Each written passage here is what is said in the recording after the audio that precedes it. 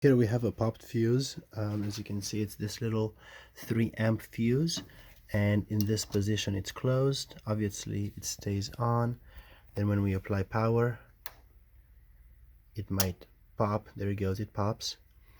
Okay, so one of the easiest things to do, in this case we just have a furnace, we don't have an outdoor unit, but what I'm going to do is I'm going to remove these thermostat wires. All we have is just power, looks like common, and W1.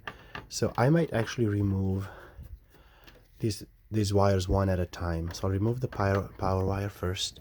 I'll reset the fuse, put it back in. Let's see what happens.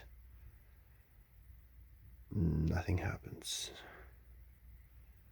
Okay. So we know it has something to do with this wire. So I'll put this wire back, and the possibilities here are endless. Could be somebody replaced the thermostat and they probably connected these two together or something like that. I'm going to remove the common wire.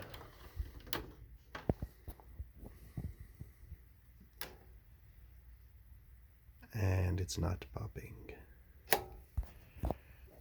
And if I connect the common wire, most likely something happened and these two wires have been chewed by rodents, or they are squeezed by an electrical staple or something like that.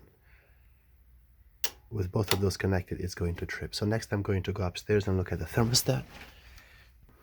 Okay, so here it's calling for heat.